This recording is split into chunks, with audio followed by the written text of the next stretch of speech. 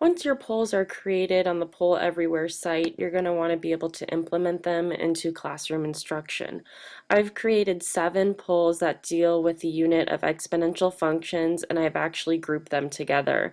You can put your polls in any order. You can just select them and switch the order.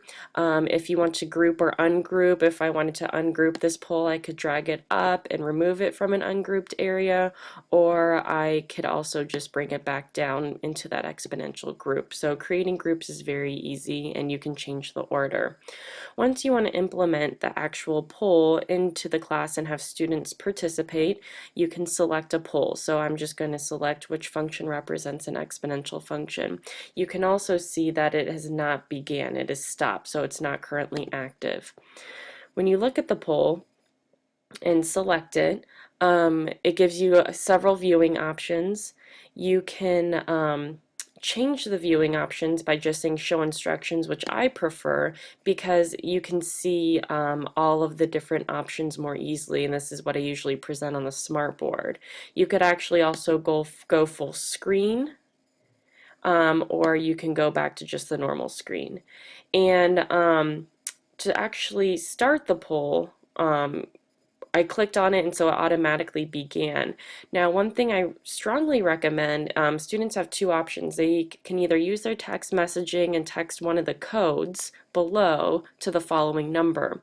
What I found more useful is just using the online version, and students go to the website right here, pollev.com/Melnick, and if I click this option right here, this will allow me to push the poll to that page, and when students go to it, they can respond by just clicking one of these 4 options instead of having to text it, and I found students prefer this option more. If you want to stop the poll, if you don't want to include any more submissions, you can just press stop and look at the results.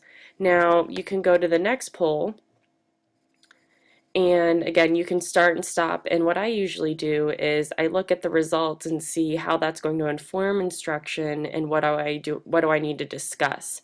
Once there are submissions, you can actually look at the charts and see what are the responses are like. So for this particular question, I just had to talk about the difference between the -7 and the +7 and located in the exponent, and I was glad to see that students didn't pick the last 2 options because those have to deal with vertical transformations instead of horizontal. So that really informs me about how much I need to talk about when I'm talking about transformations of exponential functions. You could also do a summary table and see exactly how many students are answering. The correct answer was f of x, so I'm glad to see the majority of students did respond correctly, but I did, for those 2 students, want to make sure that they understand the difference, and that allowed me to inform the instruction and also inform discussions that I wanted to make with students.